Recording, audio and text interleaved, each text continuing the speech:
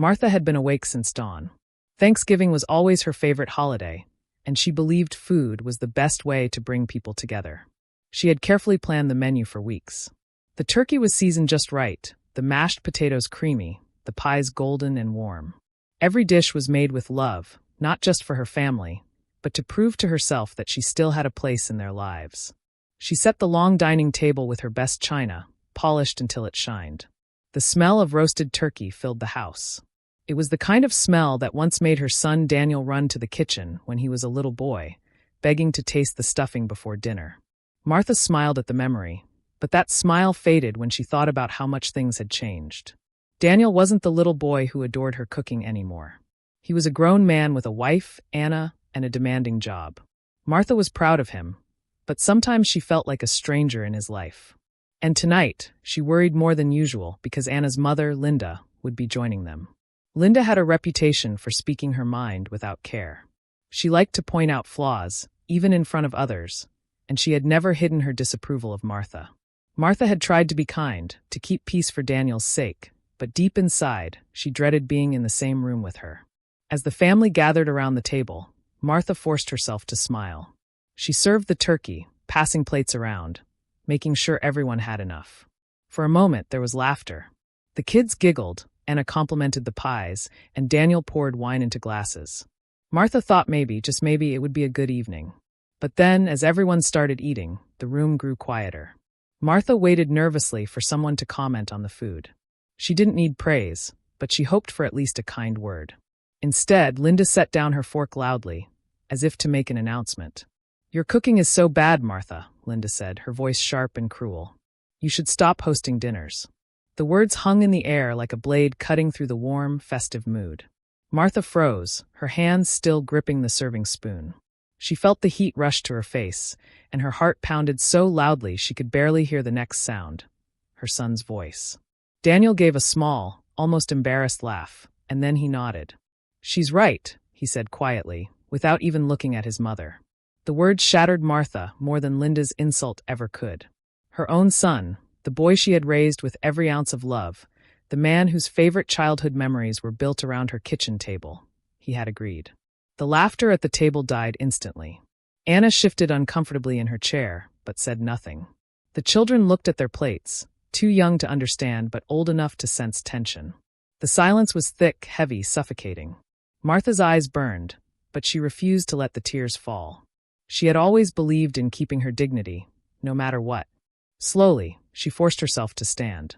She picked up the nearest empty plate and carried it to the kitchen. No one stopped her. No one said a word. As she cleared the table in silence, every clink of the dishes felt like a hammer striking her heart. She thought of all the years she had given to her family, the nights she stayed up late sewing costumes for school plays, the mornings she woke early to pack lunches, the sacrifices she made so Daniel could go to college. And now, after everything, this was what she received: humiliation in her own home. Her hands shook as she set the dishes in the sink. She kept her back turned to the dining room, because she couldn't bear to see their faces. She didn't want them to see hers either, the face of a mother breaking quietly, holding herself together only because she refused to let them witness her pain. The sound of cutlery and small talk started again in the dining room, as if nothing had happened. They went on eating. They went on laughing. And Martha stood alone in the kitchen, her body heavy, her chest aching with unspoken words. She wanted to shout. She wanted to ask Daniel how he could do this to her, how he could side with someone else against the woman who had given him everything. She wanted to tell Linda that cruelty disguised as honesty was still cruelty. But she said nothing. Instead, she wiped her hands on a towel, walked back into the dining room, and with quiet determination, began to clear the rest of the plates. She smiled faintly, though her heart was shattering inside. For the rest of the evening, Martha moved like a shadow, present but unseen. Nobody thanked her for the food. Nobody tried to take back the hurtful words. And when the night ended, Martha retreated to her room, closing the door softly behind her.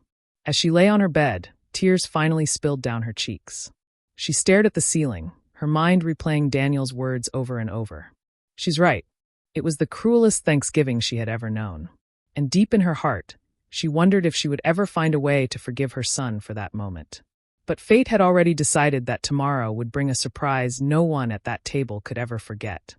That night, the house was silent, but Martha could still hear the words echoing inside her mind. "Your cooking is so bad, you should stop hosting dinners." "She's right." They repeated again and again, louder than the sound of dishes being washed, louder than the ticking of the old clock in the hallway. Martha sat alone on the edge of her bed, her hands pressed together as if in prayer, but she wasn't praying. She was holding herself tightly, trying not to fall apart. For years, Thanksgiving had been her day. It wasn't about showing off, and it wasn't about perfection. For Martha, cooking was love made visible. Every spice she sprinkled, every dish she prepared, it was her way of saying, "I care. You matter."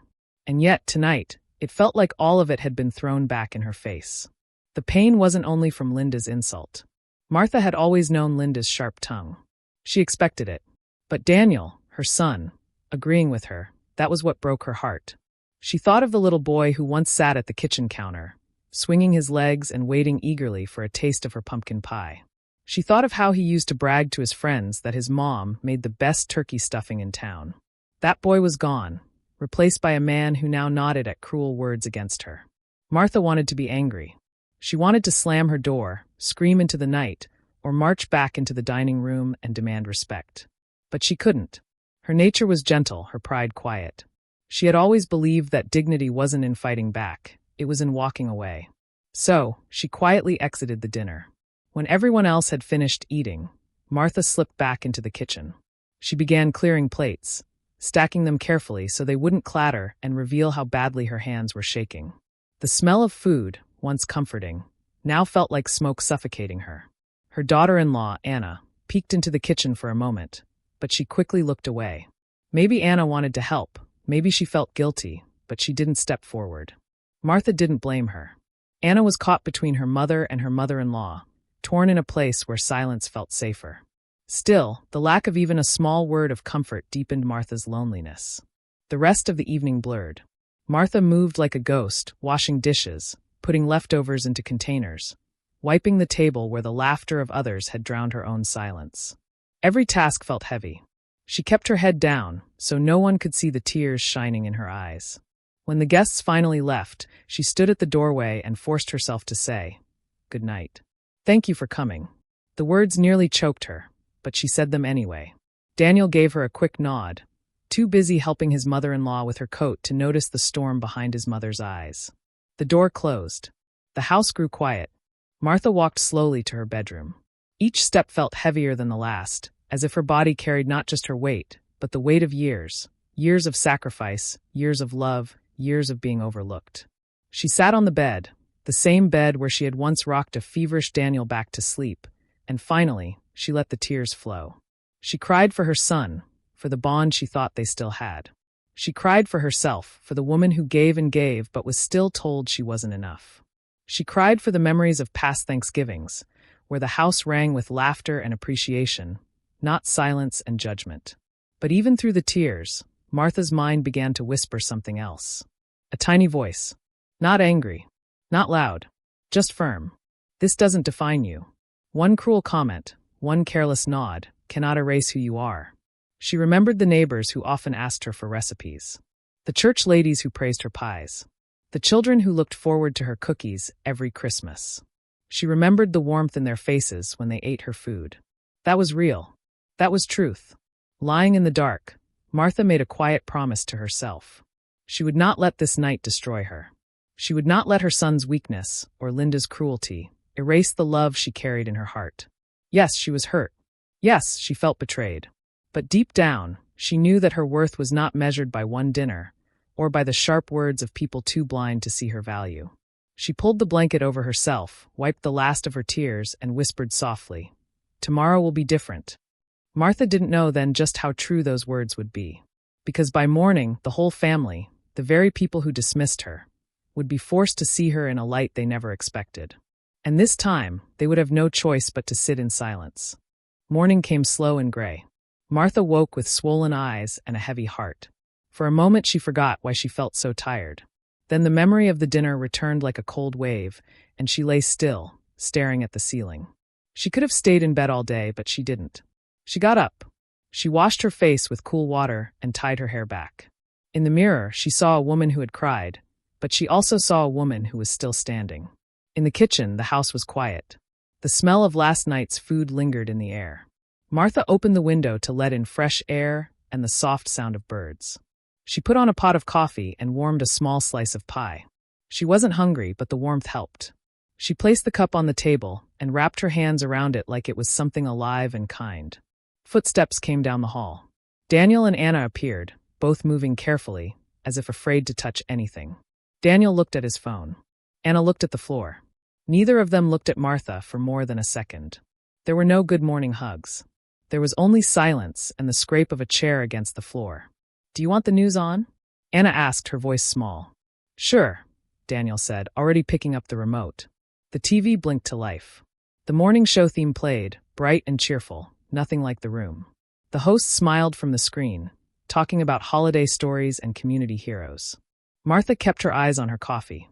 She did not want to care about the TV. She did not want to think about anything except breathing in and breathing out. Then the host's tone changed.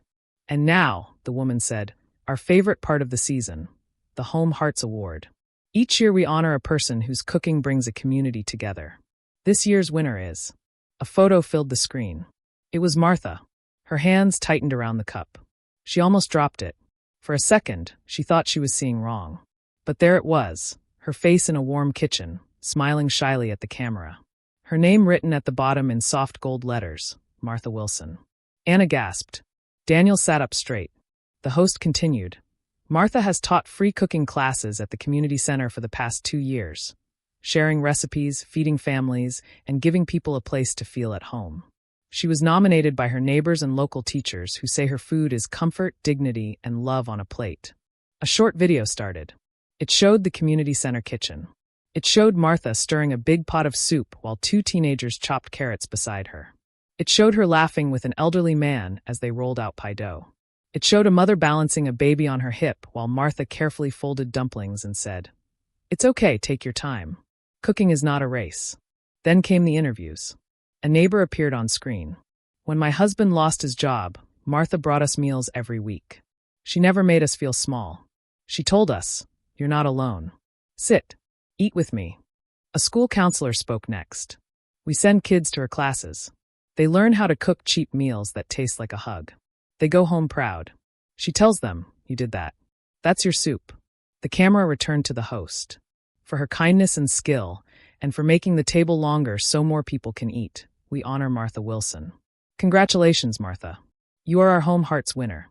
Martha stood without realizing it. Her hands were trembling, but not from pain this time. The screen shifted again, a live shot of the community center. Banners hung above the door. A few of her class students held a sign that read, "We love you, Martha." Another held a framed certificate. Someone had arranged a display of her recipes on a table with autumn leaves. A reporter smiled into the camera. "We're outside the center where Martha teaches. She doesn't know we're doing this segment today, but the community does. They wanted to say thank you." The reporter turned to a small boy holding a foil pie tin. "What's your favorite thing Martha makes?" The boy grinned. "Her pumpkin pie. She taught me to fold the crust edges like a little wave. My mom says I'm the baker now." He lifted the pie like a trophy. Martha covered her mouth. Her eyes filled with tears, but these tears were different. They were bright. They were light. For a heartbeat, the kitchen felt warm again, like it used to when Daniel was small and the holidays were simple. On the couch, Anna whispered, "Oh my God." She looked at Martha with wide, wet eyes. Shame and surprise moved across her face like clouds in wind. Daniel didn't speak. He stared at the screen, then at his mother, then back at the screen. His jaw tightened. His hand, still holding the remote, loosened. It fell to his lap. He swallowed hard. The reporter on TV held up the certificate, so the camera could see it clearly. The award includes a donation to the center in Martha's name and an invitation to share one of her recipes on our show next week. The host's voice returned. "Martha, if you're watching, thank you for reminding us what food is for." The video ended. The show moved on to weather and traffic. The living room did not. It stayed frozen in that moment. No one spoke right away. The heater clicked on. Outside, a car door shut. Somewhere far away, a dog barked. Inside the kitchen, the only sound was Martha's soft breath and the small ring of her spoon when it touched the cup. Finally, Daniel stood. He opened his mouth, but no words came. He rubbed the back of his neck, a habit he'd had since childhood when he was scared or guilty. He looked smaller in that moment, like a boy who had broken something and did not know how to fix it. Anna moved first. She stepped toward Martha, slow and careful, like approaching a bird that might fly away. "Martha," she said, her voice shaking. I didn't know. I should have known. I'm so sorry for last night." Martha blinked. Her heart was tender but steady. She set the cup down and nodded once. She did not rush to make anyone feel better. She did not say, "It's okay," when it wasn't. She simply stood in her kitchen, in her own home, and allowed the truth to sit between them. Daniel finally found his voice. "Mom," he said, hoarse. "I'm sorry."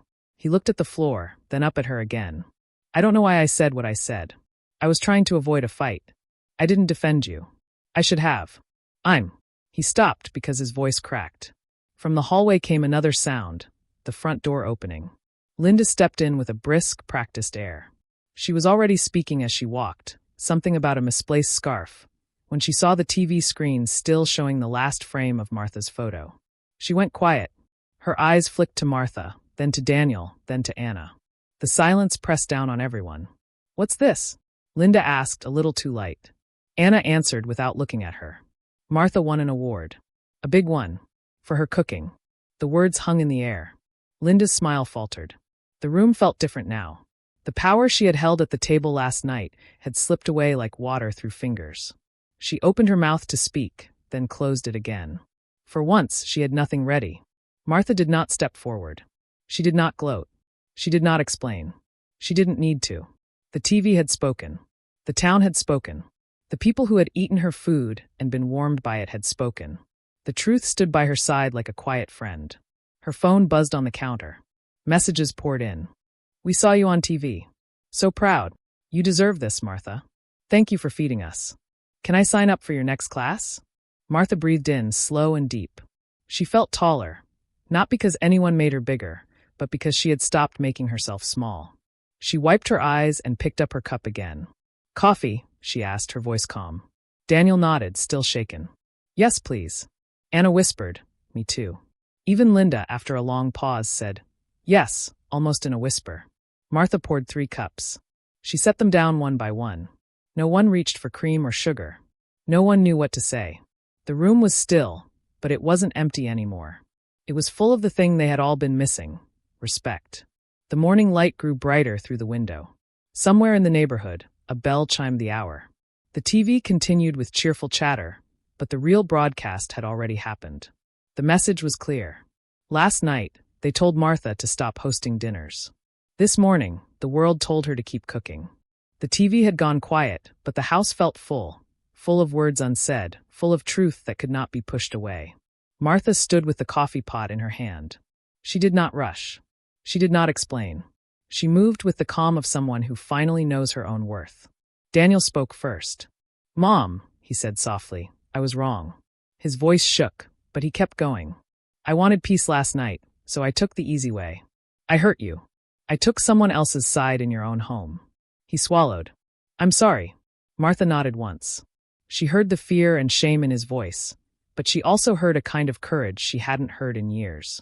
"Thank you," she said. "Not it's fine. Not let's forget it. Just thank you. It was enough for now." Anna stepped closer. "I should have said something too," she whispered. "I let my mother speak for me. I stayed quiet. That silence hurt you." Then, without waiting for permission, she reached for Martha's hand and squeezed it. "I'm proud of you." Linda stood near the door with her scarf in her hand, as if she might need to leave quickly. The room waited. Linda looked at the screen again, at Martha's picture. For once, her power was not in her voice, but in her choice. She could leave and keep her pride, or stay and learn to be smaller than her sharp words. She took a breath. "Martha," she said, low and careful, "my words last night were harsh. I like things my way. I thought I was being honest."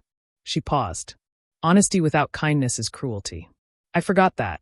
She held the scarf tighter. "I'm sorry." Martha did not rush to forgive.